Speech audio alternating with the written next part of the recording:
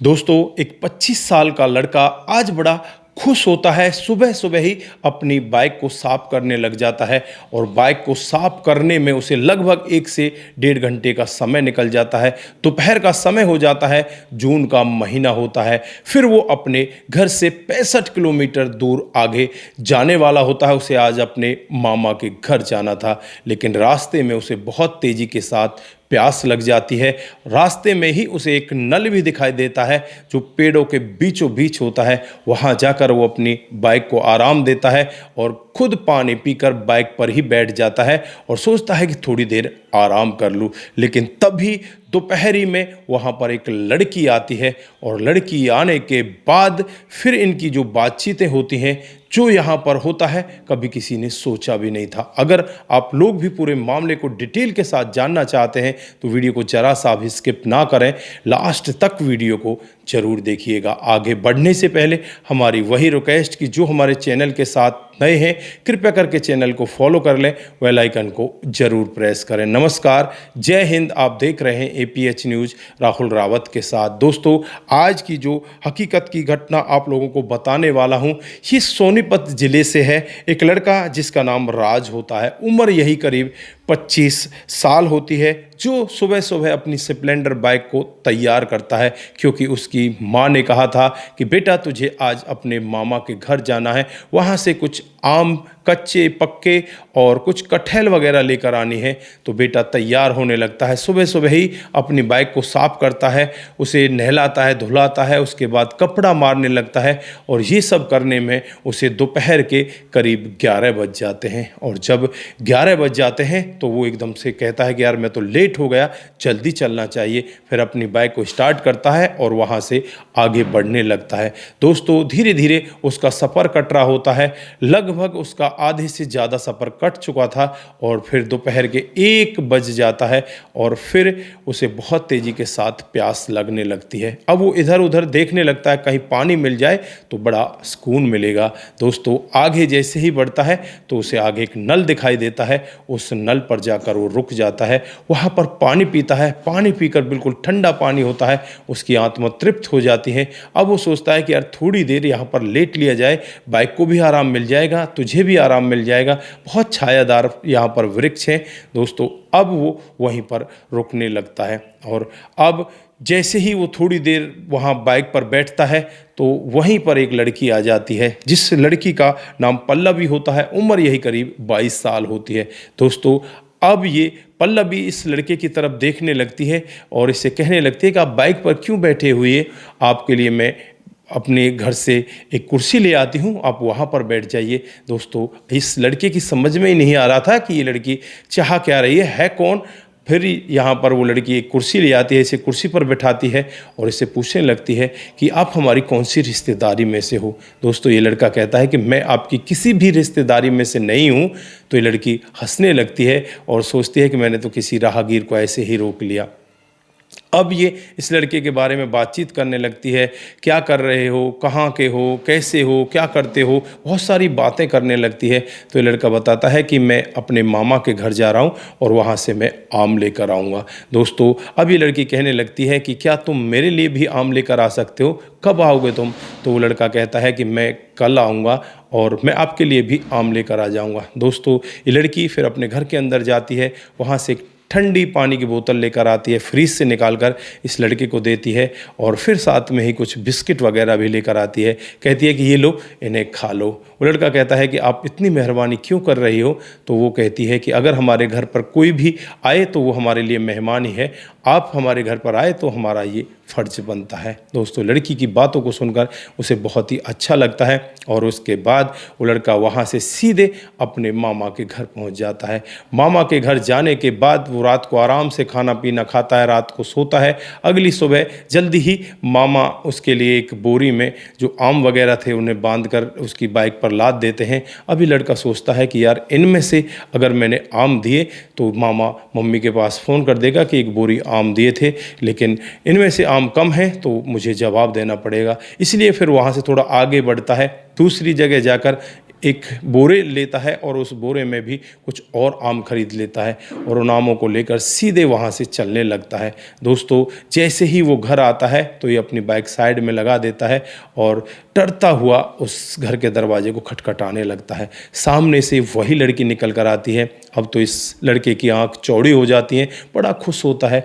लड़की भी बड़ी खुश होती है। लड़की कहने लगती है, आ गए तुम, मुझे तो विश्वास ही नहीं हो रहा कि तुम आ चुके हो।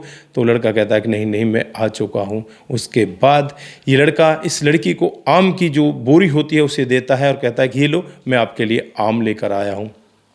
दोस्तों, लड़की कहने लगती है कि इतने आम किस लिए लेकर आए हो?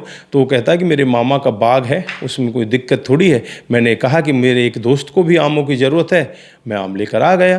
दोस्तों, अब यहाँ पर ये लड़की बड़ी हंसती है और फिर कहती है कि चलो घर के अंदर आ जाओ।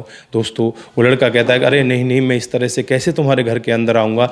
वो कहती है कि कोई भी नहीं है, मेरे मम्मी पापा बाहर गए हुए हैं, आप आ जाओ, आराम से बैठ जाओ, मैं चाय पानी बना कर लाती हूँ। दोस्तों, वो लड़का उस घर के अंदर चला जाता है लेकिन डरता रहता है और फिर ये लड़की थोड़ी देर में ही चाय बना कर ले आती है और चाय इस लड़के को पिलाती है, खुद भी पीती है। और उसके बाद ये लड़का कहता है कि ठीक है, अब मैं यहाँ से जा रहा हूँ। लेकिन जाने से पहले इस लड़के के मन में कुछ अलग ही बातें घूमने लगती हैं। ये लड़की के हाथ को पकड़ता है और अपनी तरफ खींचने लगता है, लेकिन लड़की उसे रोक देती है और कहती है कि नहीं नहीं, ये सब ठीक नहीं है। तो लड़का कहता है कि यार, ये सब क्यों ठीक नहीं है? मैं तो तुम्हें चाहने लगा हूँ, तुम्हें अपने करीब लाना चाहता हूँ। लेकिन वो लड़की कहती है कि अभी इसका समय नहीं है, जब तुम दोबारा स्पेशल मुझसे मिलने के लिए आओगे तो इसके बारे में मैं सोचूंगी। दोस्तों, अब यहाँ पर ये लड़का सोचता रहता है, कहता है कि कब आना है मुझे, आप बताओ, मैं तभी आ जाता हूँ। वो लड़की कहती है कल ही आ जाओ। फिर इस तरह की इनकी बातें होती हैं। बातें जब इनकी थोड़ी देर हो लेती हैं, कम से कम 2 घंटे इनको इसी तरह से बातें करते करते बीत जाते हैं। अब ये लड़का सोचने लगता है कि यार चलना चाहिए, कहीं इसके माता पिता आ गए तो बड़ी दिक्कत हो जाएगी। दोस्तों, अब वो वहाँ से जाने लगता है और इस लड़की से कहता है कि तुम मुझे अपना नंबर दे दो या मेरा नंबर ले लो। वो लड़की कहती है कि मेरे पास कोई नंबर ही नहीं है, मेरे पास फ़ोन नहीं है। दोस्तों, ये लड़का अपना नंबर एक पर्ची में लिखकर उसे देता है, कहता है कि जब भी फुर्सत लगे मुझे फ़ोन कर लेना। दोस्तों, वो लड़की कहती है ठीक है, मैं फ़ोन कर लूँगी। उसके बाद ये लड़का अपने घर पहुंच जाता है और घर पहुंचने के बाद अगले ही दिन ये अपनी ड्यूटी पर चला जाता है। ये लड़का दिल्ली में जॉब किया करता है, वहाँ पर प्रोडक्शन मैनेजर होता है। इसकी सैलरी भी 55 से 60 हज़ार रुपये होती है। दोस्तों, इसी तरह से अब इसका कामकाज आगे बढ़ने लगता है और ये धीरे धीरे अपने कामकाज को करने लगता है। ये कई बार सोचता भी है कि यार उस लड़की का फ़ोन नहीं आया, और फिर यहाँ पर ये उसे याद करते करते अपने कामकाज को करता रहता है। लगभग 2 महीने का समय बीत जाता है। 2 महीने के बाद एक अननोन नंबर से इसके पास फ़ोन आता है और फ़ोन पर सामने यही कहा जाता है कि मैं पल्लवी बोल रही हूँ। दोस्तों, पल्लवी की आवाज़ को सुनकर ये लड़का हक्का भक्का हो जाता है और कहने लगता है कि आप इतने दिन कहाँ चली गई थी, मैं तो आपको कितने दिनों से याद कर रहा था।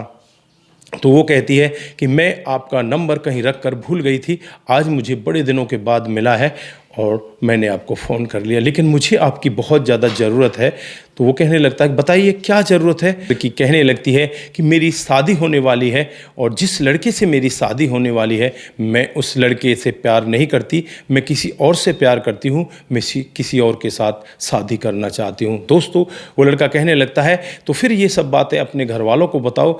वो कहती है कि मैं घर वालों से डरती हूँ, मैं उनको नहीं बता सकती। उसके बाद वो कहती है कि आप इसमें कुछ कर सकते हैं तो आप करिए। वो लड़का कहता है कि आप किससे प्यार करती हो? वो लड़की कहती है कि मैं सिर्फ आपसे ही प्यार करती हूँ। दोस्तों, उस लड़के के दिमाग में भी अब वो बातें घूमने लगती हैं और फिर वो काफ़ी देर के बाद फ़ोन कट जाता है। ये लड़का अपने मामा के पास फ़ोन करता है और मामा को पूरी कहानी डिटेल से बताता है कि मामा, इस तरह से जब मैं आपके पास आया था तो रास्ते में एक नल के पास मुझे एक लड़की मिली थी और वो लड़की मुझसे बहुत प्यार करती है, मैं भी उससे बहुत ज़्यादा प्यार करता हूँ, हम दोनों एक दूसरे के साथ शादी करना चाहते हैं। मामा, इस सब में मेरी हेल्प कर दीजिए। दोस्तों, मामा भी अब अपने भांजे की हेल्प करने के लिए तैयार हो जाता है। अपनी पत्नी को लेकर सीधे अपने घर से उसी जगह पर पहुंच जाता है और वहां बैठकर इंतज़ार करने लगता है कब इनका दरवाज़ा खोले। लगभग 1 से 1.5 घंटे इंतज़ार करने के बाद भी वो दरवाज़ा नहीं खुलता। फिर ये दोनों हिम्मत करते हैं और हिम्मत करके वहाँ दरवाजे को खटखटाने लगते हैं। दोस्तों जब दरवाज़ा खटखटाया जाता है तो सामने पल्लवी के पिता निकल कर आते हैं, जिनका नाम कमलनाथ होता है। कमलनाथ जी जब इन लोगों को देखते हैं तो कहने लगते हैं कि हाँ जी बताइए, आप कैसे हमारे दरवाजे को खटखटा रहे हो, क्या कुछ काम है? तो वो कहने लगते हैं हाँ जी काम है, हम यहाँ पर शादी ब्याह की बात करने के लिए आए हैं। तो वो कहने लगते हैं कि मेरे पास तो कोई लड़का नहीं है, तो आप किसकी शादी ब्याह की बात करने आए हैं? दोस्तों अब यहाँ पर वो कहने लगते हैं कि हम आपकी लड़की के शादी ब्याह के बारे में बातचीत करने आए हैं। दोस्तों अब वो कहने लगते हैं कि लड़की के बारे में, तुमने मेरी लड़की कहाँ देखी, तुम्हें कैसे पता चला कि मैं लड़की की शादी कर रहा हूँ? दोस्तों वो लोग कहने लगते हैं कि मेरी बहन और मेरा भांजा यहाँ पर आए थे, उन्होंने जब आपकी लड़की को पहली बार देखा तो वो लड़की को देखकर मंत्रमुग्ध हो गए और कहने लगे कि हमें बस इसी लड़की से शादी करनी है, इसलिए हम आपके पास आए हैं। तो वो कहने लगते हैं कि आपका लड़का करता क्या है? वो कहते हैं कि मेरा जो भांजा है वो एक कंपनी में काम करता है और वहाँ पर वो मैनेजर है और उसकी सैलरी भी 55 से 60 हज़ार रुपये है। दोस्तों इस तरह का वाक्य वहाँ पर होता है, लेकिन अब वो कहने लगते हैं कि हमारी ना जान ना पहचान, आपकी जात क्या है, मेरी जात क्या है, ऐसे कैसे भला हो जाएगा? तो वो कहने लगते हैं कि आप बता दीजिए आपकी जात क्या है। फिर दोनों की जात मिलाई जाती है तो दोनों की जात सेम ही होती है। फिर यहाँ पर वो कहने लगते हैं कि भाई मैंने तो अपनी लड़की के लिए लड़का देख लिया है और उसके साथ ही मैं अपनी लड़की की शादी करना चाहता हूँ। दोस्तों यहाँ पर वो लोग कहने लगते हैं कि भाई ऐसा कर लीजिए, कुछ देख लीजिए, अगर कुछ हो जाता है तो हमारे लिए बहुत अच्छा होगा। फिर यहाँ पर जो लड़की के पापा होते हैं वो कहने लगते हैं कि भाई आपका लड़का तो बहुत अच्छे पैसे वाला है, अच्छे पैसे कमा रहा है, तो हमारी लड़की से वो कैसे शादी करेगा, और आप दान दहेज भी मांगोगे, हम आपकी दान दहेज की पूर्ति नहीं कर पाएंगे।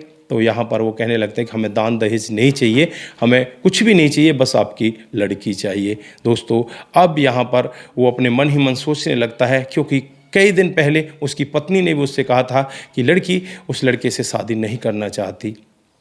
अब उसके दिमाग में भी ये बातें घूमने लगती हैं और फिर वो कहता है कि ठीक है, अपने लड़के को दिखाइए और उसके घर बार को हम देखेंगे, उसके बाद बातचीत करेंगे। दोस्तों उसके बाद कमलनाथ जी इनके घरवार को देखकर आते हैं और लड़के को देखते हैं तो देखते ही बड़े खुश हो जाते हैं। और जब लड़की को इस सब के बारे में पता चलता है कि उसी लड़के के साथ तुम्हारी शादी हो रही है तो लड़की भी बड़ी खुश होती है। दोस्तों फिर यहाँ पर एक डेट निश्चित कर दी जाती है और दोनों तरफ तैयारियाँ चलने लगती हैं। 12 मई 2026 को हाल फिलहाल में ही उन दोनों की बड़ी ही धूमधाम से शादी होती है। दोस्तों शादी होने के बाद दोनों बड़े खुश हैं और दोनों के जीवन में बड़ी खुशियां हैं, आगे अपने जीवन को इसी तरह से बिता रहे हैं। तो दोस्तों ये रही आज की छोटी सी कहानी। आप लोगों को कैसी लगी? अगर आपको जरा सी भी प्रभावित करती, जरा सी भी अच्छी लगती है तो दोस्तों के साथ जरूर साझा करके जाएं। आज के लिए बस इतना ही, फिर मिलते हैं किसी नए मोड के साथ। तब तक के लिए आप अपना ख्याल रखें, परिवार का ख्याल रखें, सतर्क रहें, सावधान रहें, रिश्तों की अहमियत को जरूर समझें। दोस्तों जिन साथियों ने हमारे पिछले वीडियोज पर कमेंट किए थे उनका नाम हम यहाँ पर बारी बारी से लेने वाले हैं। सबसे पहला जो कमेंट आता है वो कमेंट आता है मुनमुन श्रीवास्तव का। वो लिखते हैं कि आपकी कहानी बहुत ही बेहतर होती है मुनमुन जी, बहुत बहुत धन्यवाद। उसके बाद कुमार केसी जी, जय श्री राम, जय शंभू, जय श्री राम, जय शंभू। उसके बाद सुदेश सौरभ जी हमें कमेंट करते हैं, थैंक्स राहुल भाई, बहुत बहुत धन्यवाद। उसके बाद में सपन तेहे जी का कमेंट आता है, वो लिखते हैं कि आपकी कहानी बहुत ही अच्छी होती है। सुदेश सौरभ जी हमें राइट लिखते हैं, आपका बहुत बहुत धन्यवाद। मोनू जैन जी का कमेंट आता है और उसके बाद में जो कमेंट आता है वो कमेंट आता है समाधान पाटिल जलगांव महाराष्ट्र से। वो लिखते हैं कि आपकी कहानी बहुत ही बेहतर होती है। आप सभी का दिल की गहराइयों से बहुत बहुत धन्यवाद। आप सभी लोग इसी तरह से हमारे साथ बने रहें, इसी तरह से अपने कमेंट हमारे साथ में साझा करते रहें। सतर्क रहें, सावधान रहें, रिश्तों की अहमियत को जरूर समझें। नमस्कार, जय हिंद,